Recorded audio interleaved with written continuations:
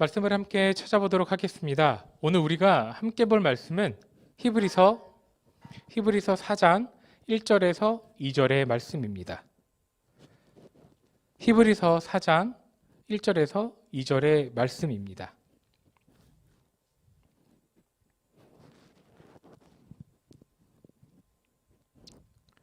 다 찾으셨을까요?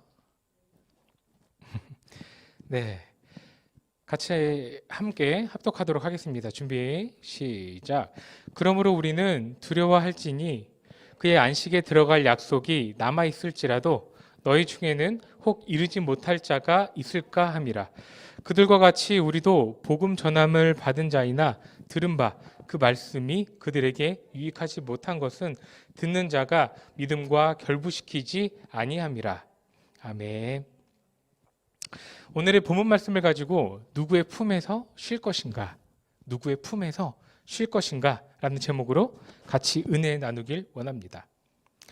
이 제목을 가지고 우리가 안식에 대해 한번 생각해 보며 그 안식에 들어가지 못하는 자가 누구인가 또 같이 한번 살펴보도록 합니다. 사람은 누구에게나 쉼이 필요합니다. 혹시 여러분들 중에 나는 안 쉬어도 된다 라는 분 있으십니까? 없으시겠죠? 맞습니다. 어떤 사람이든 그 휴식의 시간이 필요한 것입니다. 사람은 쉬지 않고는 살 수 없기 때문이죠.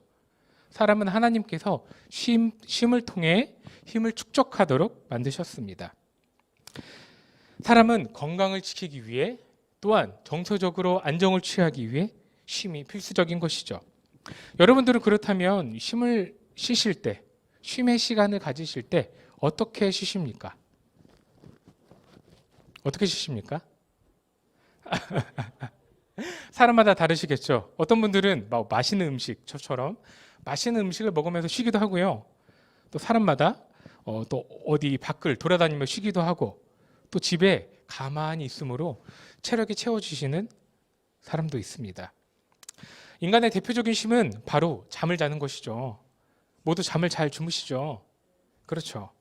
하나님께서 태초에 천지를 창조하시고 낮과 밤을 만드시고 그 낮과 밤이라는 개념을 통하여 우리에게 잠을 주셨습니다. 사람은 낮에는 생존과 번영을 위해 열심히 일하죠. 땀을 흘리며 일합니다. 그리고 밤이 되면 휴식하며 잠을 잡니다. 오늘날 직업상에 야간에 일하시는 분들은 밤에 일을 하시고 낮에 그에 따른 잠과 휴식을 취하시죠.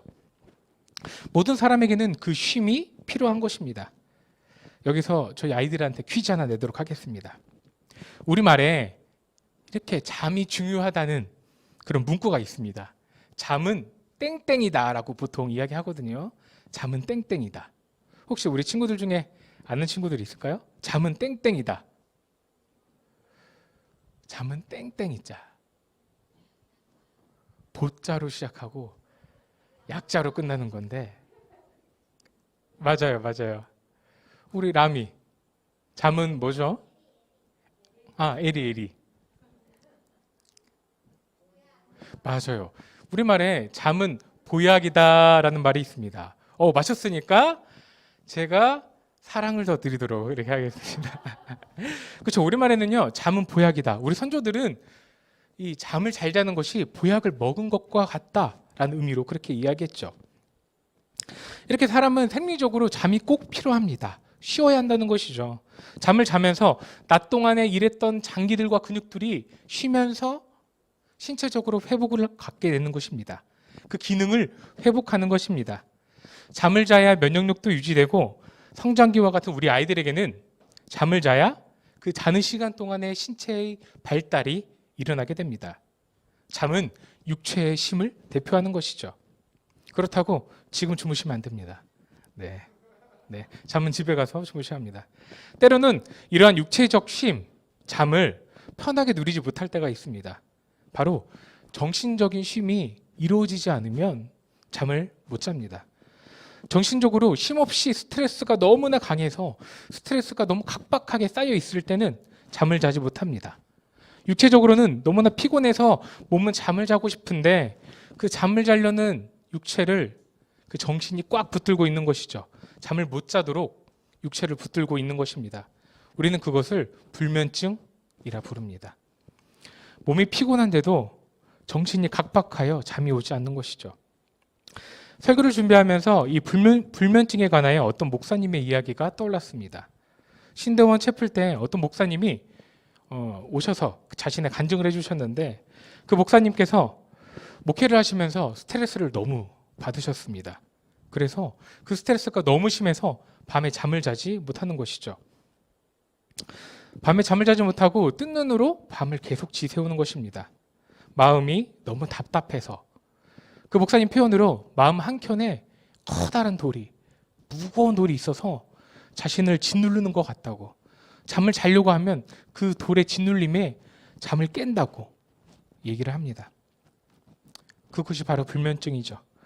그 불면증을 겪으면서 시간이 지나도 나아지지 않고 여러 방법을 써도 차를 마셔도 나아지지 않아서 포기하시고 그 목사님께서는 그 밤에 성경을 보시면서 그 시간을 지내셨습니다. 어느 날 시편의 말씀을 보는데 자신에게 위로가 되는 말씀이 눈에 번뜩였고 그 말씀으로 자신이 회복해 되었다고 간증하셨습니다. 그 말씀을 같이 한번 읽어볼까요? 시편 127편의 말씀입니다. 준비 시작. 그러므로 여호와께서 그 사랑하시는 자에게는 잠을 주시는도다. 달콤합니다. 사랑하는 자에게 잠을 주신다. 이 말씀이 얼마나 달콤합니까? 지금 주시는 잠은 그 달콤함이 아닙니다. 그렇죠? 시편 127편의 말씀을 문맥적으로 보면 여호와께서 사람의 모든 것을 공급하여 주신다라는 것이죠. 사람이 잠을 자고 있을 때나 무엇을 하고 있을 때나 의식하지 못할 때도 하나님께서 공급하여 주신다. 이 말씀을 듣고 목사님께서는 그 회복이 되셨다고 이야기하셨습니다.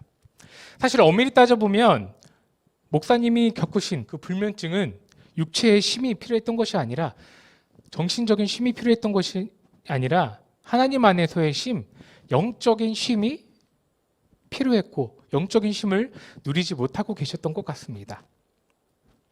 목사님께서 당시 필요하셨던 것은 하나님께서 주시는 그 안식, 하나님께서 주시는 그 쉼이 필요하셨던 것이죠. 사람은 육체적인 쉼, 정서적인 쉼도 필요하지만 영적인 쉼도 필요합니다. 오늘 본문에서 그 영적인 쉼을 바로 안식이라고 이야기합니다. 뭐라고 얘기한다고요? 안식. 네. 오늘 읽은 본문의 안식을 원어로 보면요, 어떤 뜻이냐면 멈춤, 중단, 쉬다를 의미합니다. 원어적인 의미를 보고 어떤 신앙인이 그래, 나의 모든 생활을 멈추고 중단하고 쉰다고 한다고 해도 그것은 안식을 뜻하지 않습니다. 성경이 말하는 안식은 단순히 쉼이 아니라 바로 하나님 안에서 쉬는 쉼이죠. 그 쉼의 근원이 하나님으로부터 오는 쉼을 말하는 것입니다.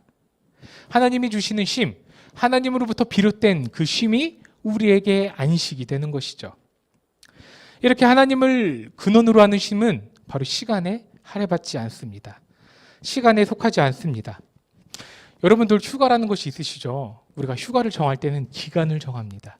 언제서부터 언제까지, 또 그 시간에 무엇을 할 것인가 라는 그 시간을 정해서 하나하나 해 나갑니다. 그러나 영적인 쉼은 그런 시간 계획의 안에 포함되는 것이 아닙니다. 시간과 공간을 제한받지 않는 것이죠. 우리가 흔히 하루 일을 마치고 집에 가서 묵상을 하거나 성경을 보거나 하나님 앞에 짧게 기도할 때, 그러한 특별한 신앙생활을 할 때만 우리가 안식을 누리는 것이 아니라는 말입니다. 오늘날 안식은 바로 구원받은 자의 상태를 의미합니다. 오늘날 우리에게 주어진 안식은 구원받은 자의 상태를 의미합니다. 하루를 살아가는 특정한 시간, 장소를 벗어나 우리가 살아가고 있는 각자의 삶의 자리가 그 안식의 자리가 되는 것이죠. 각자의 삶에서, 상황들 속에서, 기쁨과 슬픔 속에서 하나님이 주시는 말씀을 굳게 붙잡고 살아가는 삶, 그 속에서 주시는 하나님의 은혜가 바로 안식이 되는 것입니다. 그렇게 살아가는 구원받는 자, 그 상태가, 그러한 삶의 상태가 안식인 것이죠. 비록 우리가 세상을 살아가지만 세상에 속하여 물 흐를 때도 흘려갈 때도 있고, 또한 하나님의 말씀으로 굳게 살아갈 때도 있지만, 그러한 그리스도인이지만 우리는 하나님으로부터 주시는 그 안식을 사모하며 살아가야 되는 것입니다. 말씀드렸던 것처럼 우리는 삶에서 안식을 추구합니다. 그러나 세상의 것들은 우리를 억압하고 강압합니다. 공격합니다. 어떻게 공격합니까? 세상의 기준대로 다른 사람처럼 살라고, 세상의 사람들처럼 살라고 우리에게 요구합니다. 많은 물질을 모으라고, 주식하고 코인에서 큰 대박을 이루라고, 높은 자리에 올라가라고, 빨리 돈을 모아야지. 그래야 나중에 자녀들 앞에서 부끄럽지 않지. 이렇게 이야기합니다. 예수님의 존재를 까먹을 정도로 세상 앞에서, 물질 앞에서, 명예 앞에서 투쟁하라. 그 정신없이 채워라 라고 이야기하죠. 우리는 그 속에서 혼란스럽기도 합니다.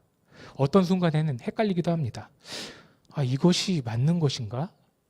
내가 하나님의 안식을 누린다고 하지만 세상에서 이렇게 빚도 없이, 존재감 없이, 내 자녀들한테 줄 것 없이 사는 것이 맞는 것인가? 의문이 들 때가 있습니다. 혼란스럽기도 하고 헷갈리기도 합니다. 때론 그럴 때 우리의 마음에 억울함도 있고요. 하나님께 서운하기도 합니다. 세상에서 요구하는 짐들이 너무나 무거워서 신앙의 걸음을 잠시 멈추고 이럴 바에는 세상의 문제를 해결하고 시작하자라는 타협을 하기도 합니다. 그러한 마음 상태의 우리에게 예수님은 이렇게 말씀하시죠. 마태복음 11장 28절입니다. 수고하고 무거운 짐진 자들아 다 내게로 오라. 내가 너희를 쉬게 하리라. 사람이 살아가면서 가지는 세상적인 문제들, 많은 짐들, 죄에 해결하지 못한 부분들, 그 근본적인 부분들, 그 부분들을 가지고 누구에게 오라고요? 예수님은 나에게 와라. 내가 너희를 쉬게 하겠다. 나에게 와라. 나로부터 나오는 안식, 그 쉼을 너희에게 주겠다라고 말씀하십니다. 오늘을 살아가는 성도님들과 제가 삶에서 이러한 안식을 누리며 사모하며 살아갔으면 좋겠습니다. 세상의 많은 풍파 속에서도 하나님이 주시는 그 안식을 가지고 기쁨으로 살아갔으면 좋겠습니다. 그 안식을 누렸으면 좋겠습니다. 지금까지는요, 저희가 현재적인 안식, 우리의 삶에서 누려야 될 안식을 이야기했다면 이제는 그리스도인들이 최종적으로 궁극적으로 누려야 할 안식에 대해 같이 나눠보길 원합니다. 계시록 말씀입니다. 계시록 21장 같이 한번 읽어보도록 하겠습니다.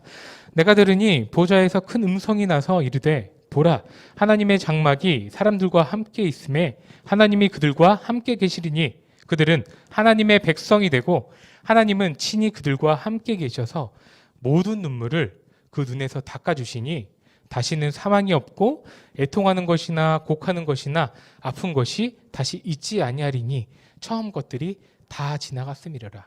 아멘.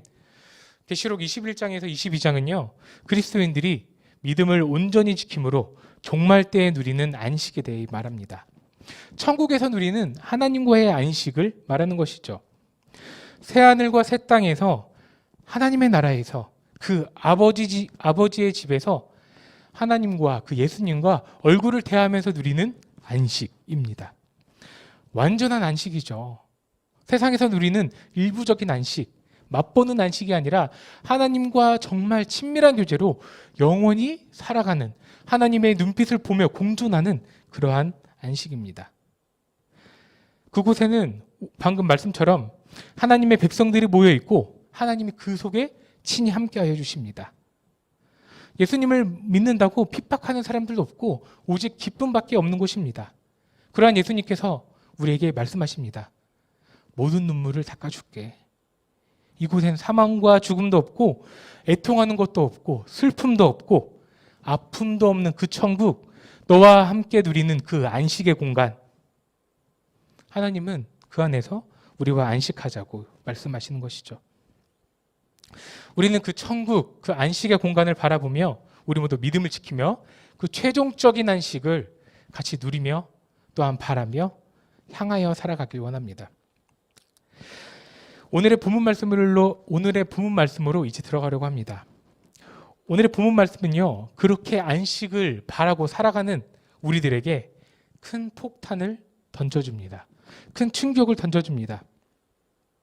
안식을 믿고 소망하며 살아가는 그리스도인들에게 커다란 충격을 안겨줍니다. 히브리서 4장 1절의 말씀입니다. 같이 읽겠습니다. 그러므로 우리는 두려워할지니리 그의 안식에 들어갈 약속이 남아있을지라도 너희 중에는 혹 이르지 못할 자가 있을까 함이라. 짧게 줄이자면 우리 중에 그 남아있는 안식에 이르지 못할 자가 있다. 우리 공동체 가운데 천국에 이르지 못할 자가 있다라고 이야기하는 것입니다. 히브리서는 이렇게 말합니다. 너희는 두려워해야 된다. 무엇을 두려워하냐면 너희가 안식에 들어갈 약속을 받았다 하더라도 결국 너희 중에 안식에 이르지 못할 자가 있다. 천국에 들어가지 못할 자가 있다. 자만하지 말라 말하는 것이죠. 하나님을 믿고 신앙생활을 하며 살아갔지만 그 신앙의 여정 속에서 결국 하나님을 믿지 못하고 하나님 없는 다른 길로 돌아가는 사람, 끝까지 하나님을 붙들지 못하고 되돌아가는 사람, 하나님 믿기를 포기하는 사람이 있다고 말하는 것이죠. 그러므로 히브리서는 우리한테 얘기합니다. 두려워해라. 신앙생활에 긴장감을 가지라 말하는 것이죠. 성경에서도 이렇게 예수님을 배교한 사람들이 있었습니다. 하나님을 배교한 사람들이 있었죠. 예수님의 제자 중에 가룟 유다는 예수님을 신뢰하지 못하고 헐값에 예수님을 팔아버렸죠. 또 출애굽한 이스라엘 백성들 가운데 안식의 땅인 가나안에 들어갔나요? 들어간 사람도 있었지만 1세대는 들어가지 못했습니다. 또 예수님께서 성전에 들어오실 때 이스라엘 백성들은 호산나를 외치며 그 구원의 하나님, 구원의 그 예수 그리스도를 맞이했지만 예수님이 십자가에 달려 돌아가시는 것을 보고 그 부활을 믿지 못하고 떠나버린 배교했던 이스라엘 백성들처럼 우리는 두려워해야 합니다. 우리의 신앙을 자만해서는 안 됩니다. 다른 누구의 신앙이 아니라 나의 신앙이, 우리의 신앙이, 우리 공동체의 신앙이 변질되지 않도록, 예수님을 배교하지 않도록 하나님을 향하여 신앙을 붙들고 살아갈 수 있도록 긴장해야 되는 것이죠. 긴밀해야 됩니다. 하나님의 말씀 앞에 예민해야 하는 것입니다. 생각해보면 우리가 무섭고 두려워야 할 대상은 나를 삼킬 듯이, 우리를 삼키듯이 다가오는 세상의 가치관들이 아니라, 이빨을 드러내고 우리를 위협하는 그 가치관들이 아니라 우리의 마음을, 한순간에도 싸늘하게 변할 수 있는 우리의 마음을 두려워해야 되지 않을까 생각합니다. 신앙의 열기가 식어가고 있는 우리의 마음을 예민하게 받아들이고 두려워해야 하지 않을까 생각합니다. 히브리서 3장의 말씀입니다. 같이 읽겠습니다. 네, 제가 읽겠습니다. 형제들아, 너희는 삼가 혹 너희 중에 누가 믿지 아니하는 악한 마음을 품고 살아계신 하나님에게 떨어질까 조심할 것이다. 형제들아, 너희는 삼가 혹 너희 중에 누가 믿지 아니하는 악한 마음을 품고 살아계신 하나님에게서 떨어질까 조심할 것이요. 히브리서 기자는 예수님을 믿고 있는 신앙의 공동체에게 이야기합니다. 예수님을 믿지 않는 것, 예수님을 따르지 않는 그 악한 마음을 품으며 살아계신 하나님께 떨어질까 두려워해라. 조심해라. 악한 마음을 품고 있으면, 하나님을 따라가지 않으면, 하나님을, 그 예수 그리스도를 믿지 아니하면 살아계신 하나님에게서 멀어진다, 떨어진다로 이야기합니다. 그러니 조심하고 우리가 두려워하고 해야 될 것은 우리의 마음입니다. 우리의 악한 마음이죠. 그러기에 우리는 우리의 신앙과 우리의 마음을 점검해야 합니다. 히브리서는 남아있는 천국의 안식에 들어가지 못한 자는 이러한 자라고 명확히 구체적으로 이야기합니다. 히브리서 4장입니다. 4장 2절입니다. 함께 읽겠습니다. 그들과 같이 우리도 복음 전함을 받은 자이나 들은 바 그 말씀이 그들에게 유익하지 못한 것은 듣는 자가 믿음과 결부시키지 아니함이라. 천국에서 누리는 안식에 들어가지 못할 자는 누구입니까? 말씀을 들어도 유익함이 없는 사람, 하나님의 말씀에 순종하지 아니하는 자, 그 사람은 천국, 그 하나님이 주시는 안식에 들어가지 못하다고 이야기합니다. 하나님의 말씀에 순종하지 못하는 자, 순종하지 않는 자, 안식에 들어가지 못한다.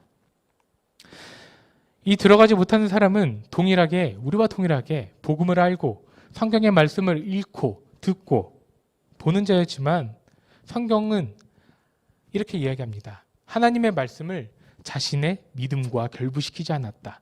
들은 말씀을 자신의 믿음과 결부시키지 않았다. 합치지 않았다.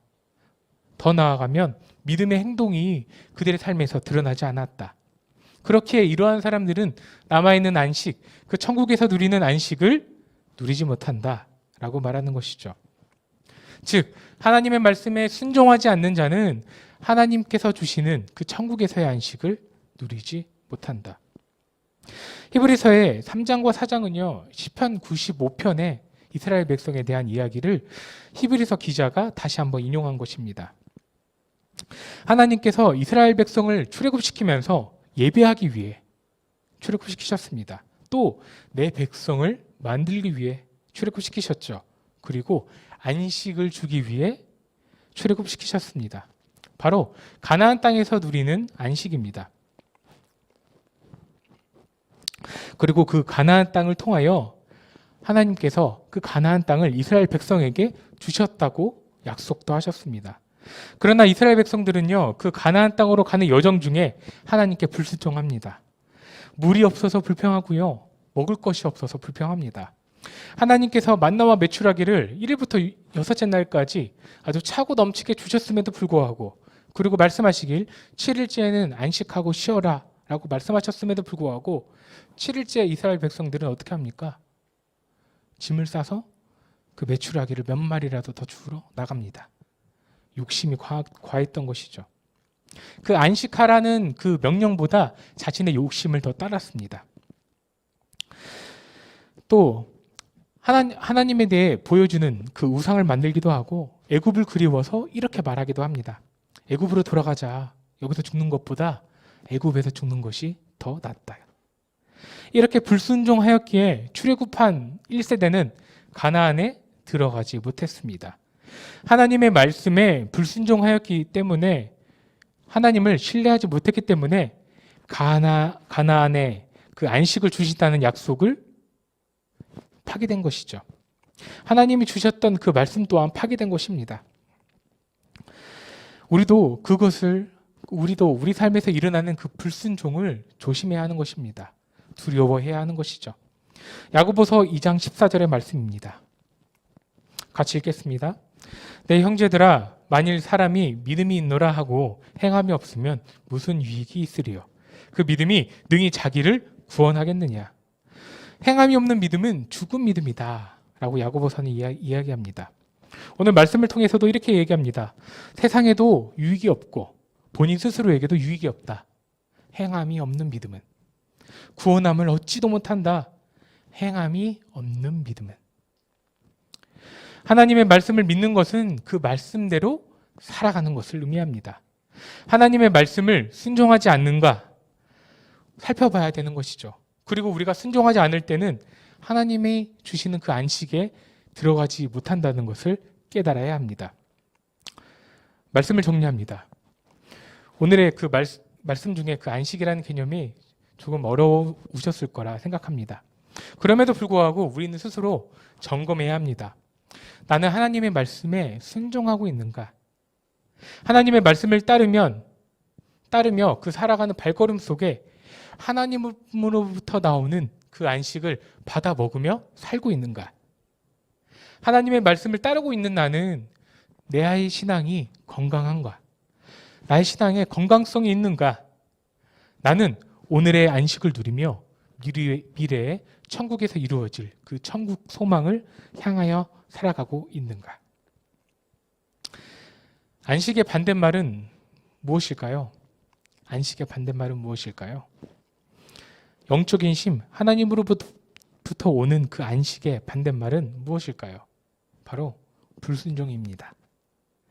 하나님 안에서 쉼을 얻지 못한다면, 혹여 우리 가운데 하나님 안에서 쉼을 얻고 있지 못한다면 우리는 분명 세상에서 쉼을 얻고 있기 때문일 것입니다.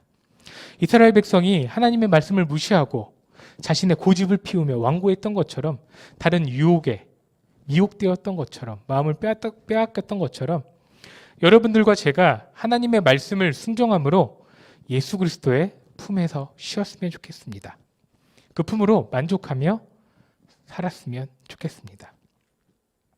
하루의 삶의 자리 속에서 주님이 주시는 평안함을 누리고 말씀에 순종함으로, 믿음을 잃지 않음으로 영원한 하나님의 나라에 우리 영혼오른교회 성도님 모두 나중에 가서 함께 안식을 누리길 기도합니다. 주신 말씀을 기억하면서 찬양하고 함께 기도하도록 하겠습니다.